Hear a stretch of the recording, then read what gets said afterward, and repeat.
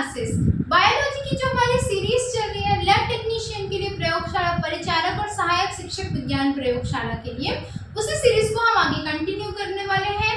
ये इन सब के अलावा जो भी साइंस बेस्ड एग्जाम्स है, कॉम्पिटिटिव एग्जाम्स, उसमें इक्वली इम्पोर्टेंट होने वाले हैं। मेरी लैंग्वेज बाइलिंगुअल रहेगी, हिंदी और इंग्लिश दोनों मीडियम के स्टूडेंट्स के लिए इक्वली फ्रूटफुल रहेगी। तो जो लोग भी चैनल में नए हैं वो लोग चैनल को सब्सक्राइब कीजिए, लाइक कीजिए, शेयर कीजिए। भाई आज हम जो है डाइजेशन और एब्जॉर्प्शन यानी पाचन तंत्र वाला जो हमारा चैप्टर है वो शुरू करने वाले हैं। ये लाइफ प्रोसेस का ही एक पार्ट है। ठीक है, स्टार्ट करते हैं। डाइजेशन एंड एब्जॉर्प्शन यानी कि हमारा पाचन तंत्र। ठीक है, सबसे पहले तो हम समझते हैं कि डाइजेशन होता क्या है। डाइजेशन का मतलब क्या होता है, किसी चीज को डाइजेस्ट करने का क्या मतलब होता है। तो डाइजेशन में क्या होता है कि जो बड़े बड़े मेजर जो खाने के फूड के जो पार्टिकल्स होते हैं, मॉलिक्यूल्स होते हैं, उनको छोटे छोटे पार्ट्स में तोड़ लेना और उसको हमारी बॉडी द्वारा, हमारे शरीर द्वारा अपने न्यूट्रिएंट्स के लिए, अपने पोषण की सप्लाई के लिए ग्रहण करना ही डाइजेशन का प्रोसेस कहलाता है। ठीक है, मतलब क्या होगा, ब्रेक डाउन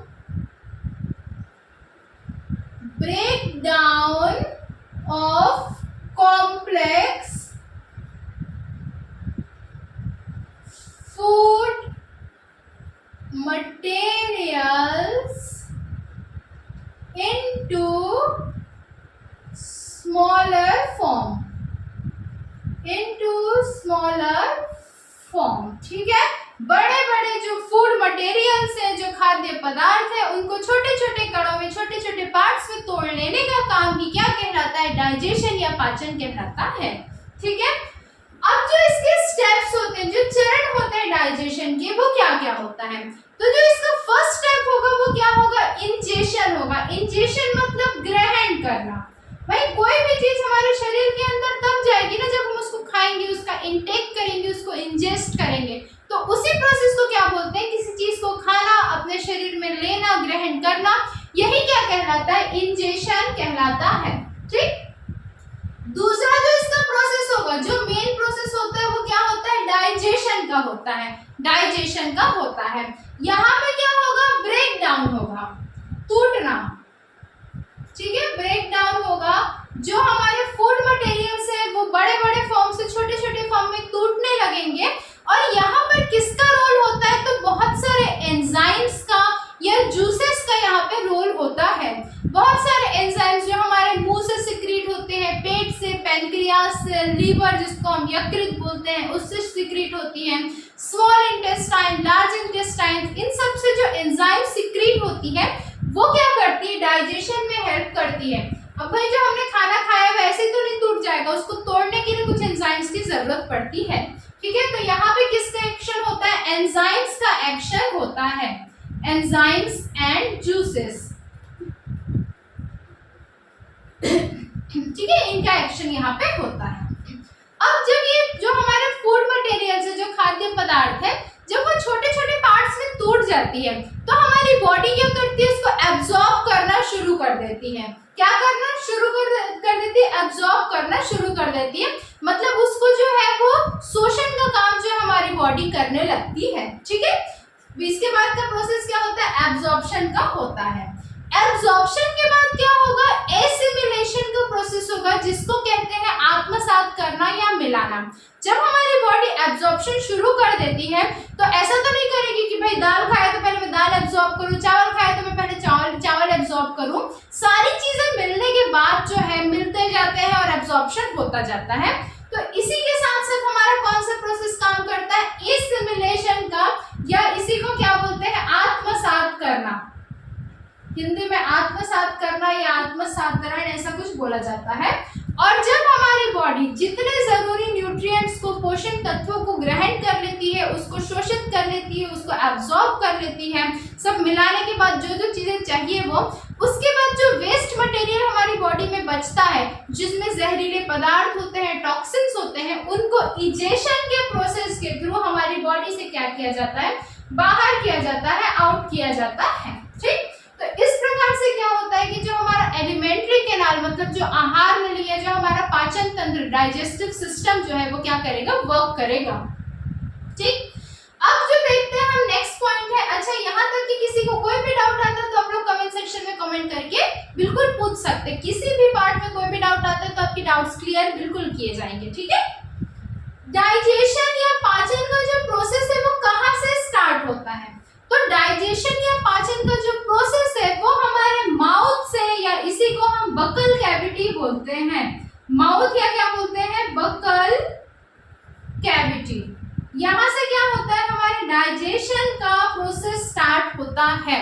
जो हमारा खाना होता है, जो फूड मटेरियल होता है, उसका लगभग 30% तक का पार्ट कहाँ पे डाइजेस्ट होता है? माउथ में डाइजेस्ट होता है। ठीक है, 30% तक के। यहाँ पे कुछ एंजाइम्स काम करते हैं। ये पेन थोड़ा सा चल नहीं रहा है, चलो। यहाँ पे कुछ एंजाइम्स काम करते हैं, जैसे कि सलाइवरी अमाइलेज,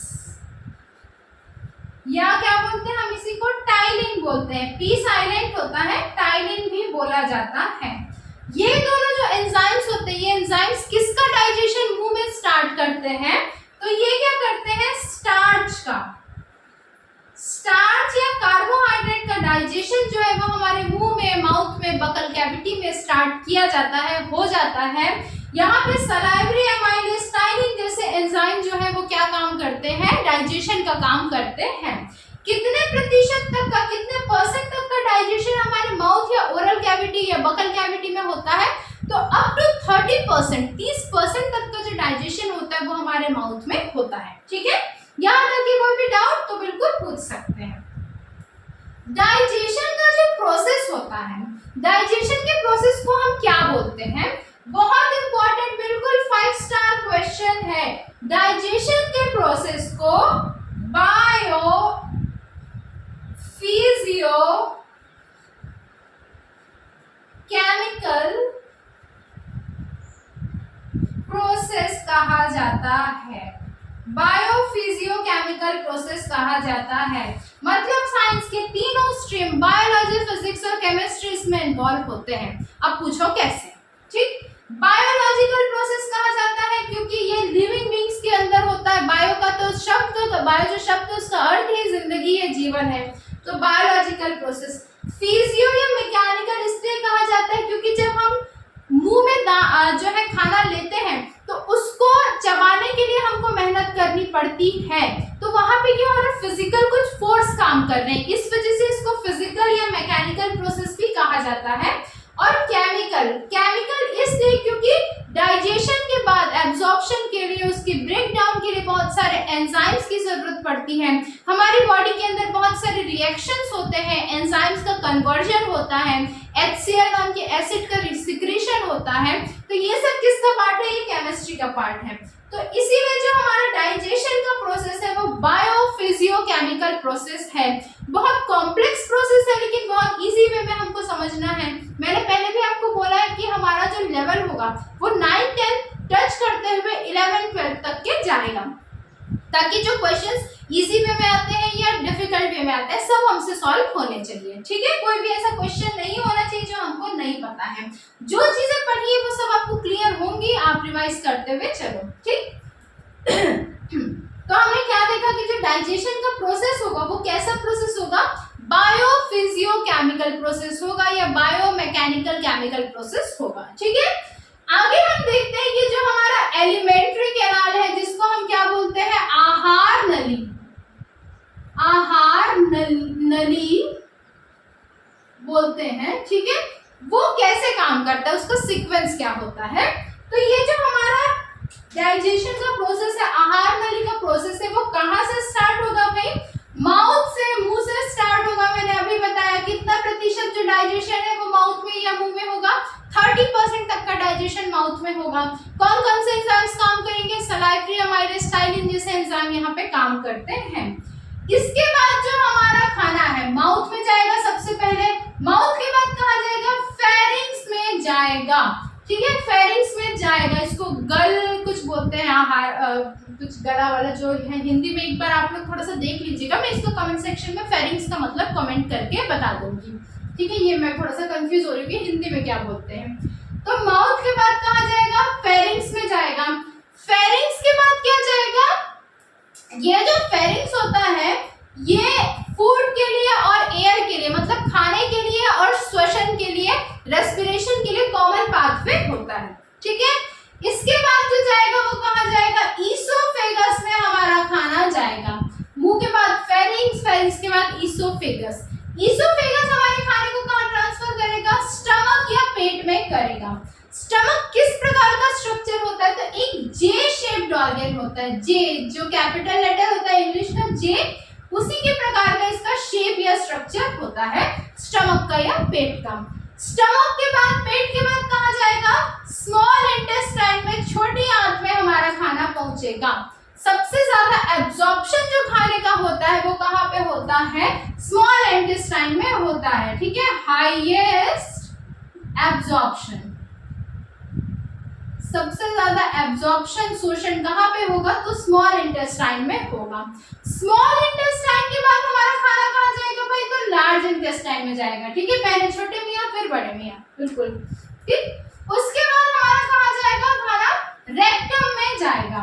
रेक्टम में जो खाना है वो वेस्ट मैटर के फॉर्म में क्या होगा, वेस्ट मटेरियल के फॉर्म में क्या होगा, फीकस के फॉर्म में स्टोर किया जाएगा। तो टेम्पररी स्टोरेज, टेम्पररी स्टोरेज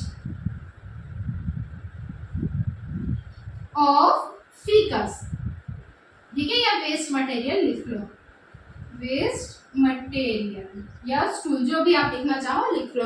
उसके बाद एनएस के थ्रू होते हुए, एनएस के थ्रू होते हुए हमारा खाना क्या हो जाएगा, आउट हो जाएगा, बाहर हो जाएगा, ठीक। तो इस प्रकार से हमारी जो एलिमेंट्री कैनाल या आहार नली है वो क्या करती है, वर्क करती है। ये जो है, ये पार्ट जो है वो आपको सीक्वेंस में अरेंज करने के लिए आ सकता है यदि थोड़ा अलग टाइप का क्वेश्चन पूछता है तो, ठीक। वैसे नॉलेज होना बिल्कुल जरूरी है। आगे हम देखते हैं कि जो हमारे फूड मटेरियल्स हम लेते हैं बेसिकली वो कौन कौन से हम ग्रहण करते हैं रेगुलर बेसिस पे। तो सबसे ज्यादा जो है हमारे इंडिया में प्रचलन है कार्बोहाइड्रेट का।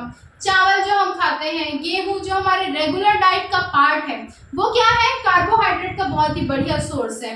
इसके अलावा हम क्या कंज्यूम करते हैं, प्रोटीन कंज्यूम करते हैं। प्रोटीन वेजिटेरियन जो है वो मिल्क के फॉर्म में करते हैं, इसके अलावा सोयाबीन के फॉर्म में करते हैं। सबसे ज्यादा प्रोटीन का जो कंटेंट है वो सोयाबीन में ही पाया जाता है। उसके अलावा जो नॉन वेजिटेरियंस है वो मीट के फॉर्म में या अदर जो भी सोर्सेस है नॉन वेज के, उनके फॉर्म में जो है प्रोटीन का एब्जॉर्प्शन करते हैं। हमारे जो पल्स या दालें होती है वो बहुत ही अच्छा सोर्स है प्रोटीन का। सबसे बढ़िया जो सोर्स है वो सोयाबीन होता है, ठीक है।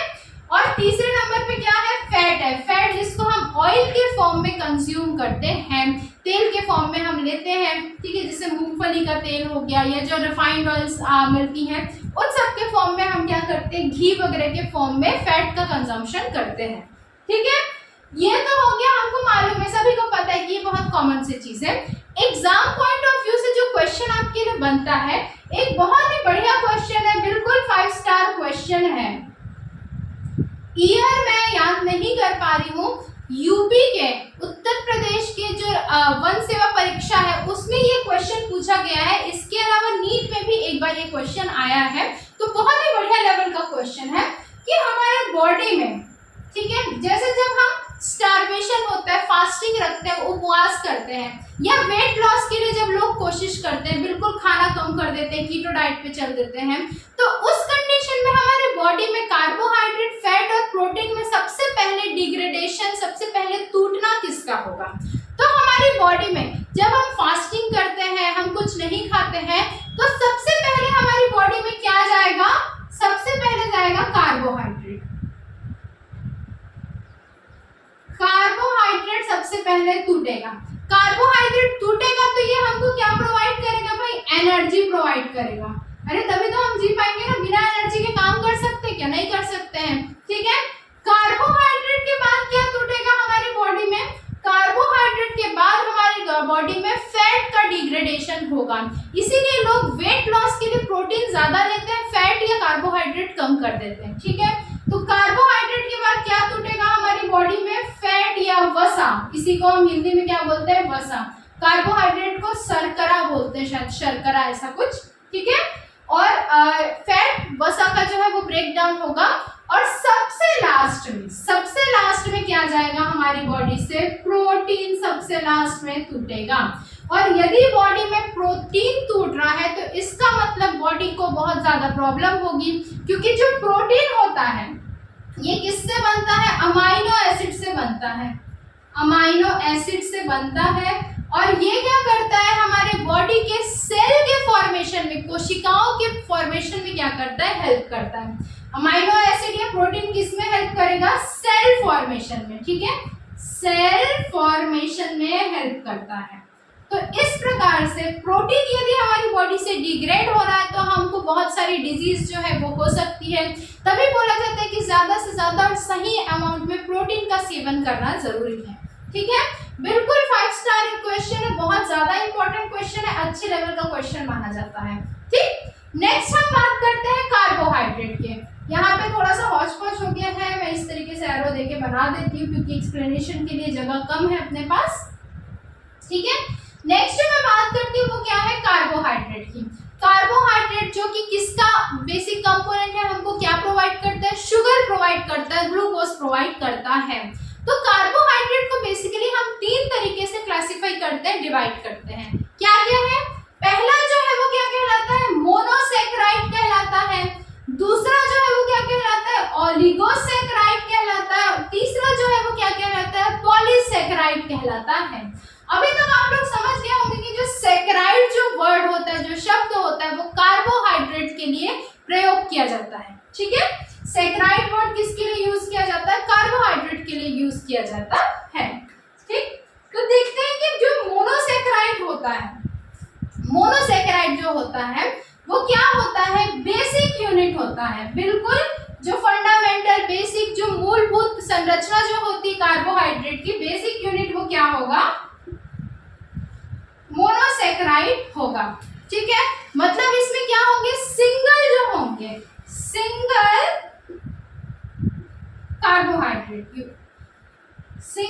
कार्बोहाइड्रेट यूनिट इसमें क्या होगा, प्रेजेंट होगा या मॉलिक्यूल इसमें प्रेजेंट होगा। इसका एग्जांपल जो यदि मैं बेस्ट एग्जांपल ले लूं तो क्या है, हमारा जो रोज यूज करते हैं हम ग्लूकोज। अभी तो गर्मियों में ग्लूकॉन डी भी सबके सब बहुत पीते हैं, ठीक है। तो ग्लूकोज क्या है, मोनोसैकेराइड का बहुत ही अच्छा एग्जांपल है। दूसरा मैं बात करती हूँ जिससे ज्यादा क्वेश्चंस बनते हैं, वो है आपका ओलिगोसैकेराइड। ओलिगोसैकेराइड की क्या स्पेसिफिकेशन है या क्या खासियत है, इसमें 2 से लेके 10 2 to 10 मोनोसैकेराइड्स यूनिट मिलके बनते हैं, ठीक है। 2 से 10 यदि मैं मोनोसैकेराइड यूनिट्स को मिला दूं तो उनको मैं क्या बोलूंगी, ओलिगोसैकेराइड बोलूंगी। इसका जो बेस्ट एग्जांपल है वो क्या है, सुक्रोज। सुक्रोज क्या है, इसका सबसे अच्छा एग्जांपल है।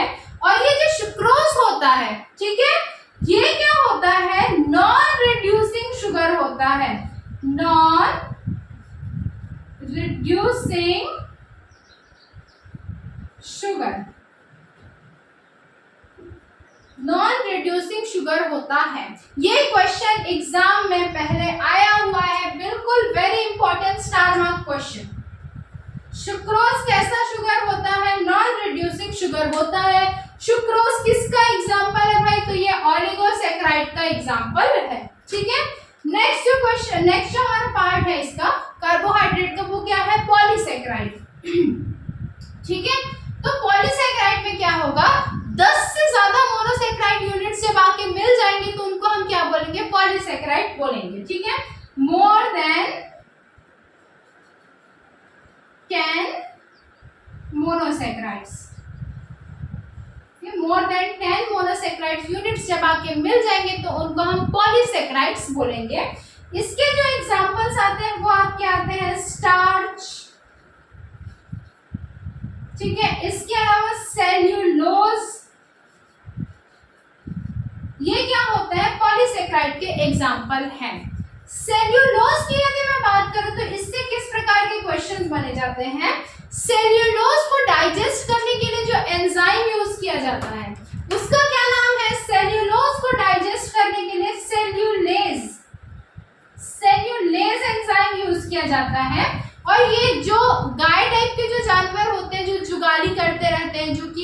उनमें क्या होता है, ये एंजाइम प्रेजेंट होता है। ह्यूमंस में सेल्यूलेज एंजाइम नहीं पाया जाता है, ह्यूमंस में या बहुत ही माइन्यूट क्वांटिटी में जो है वो मिलता है, लेकिन ये हम में ज़्यादा नहीं पाया जाता है। ये बेसिकली गाय टाइप के जो जानवर होते हैं जो दिन भर चबाते हुए रहते हैं उनमें ये पाया जाता है। ठीक है, तो इस प्रकार से आज की जो हमारी क्लास है उसमें हमने इतनी सारी चीज़ें देखी है। किसी भी पार्ट में कोई भी डाउट आता है तो आप लोग बिल्कुल कमेंट सेक्शन में कमेंट करके पूछिएगा। इसका जो फेरिंक्स इसोफेगस का एक बार आप लोग हिंदी थोड़ा सा देख लीजिएगा, क्योंकि ये थोड़े से बड़े वर्ड्स हो जाते हैं मेरे लिए भी हिंदी में।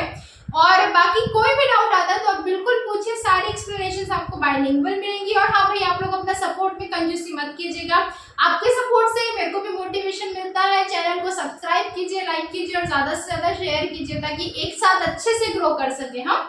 तो ठीक है, मिलते हैं अगली क्लास में, तब तक के लिए okay, bye bye, take care.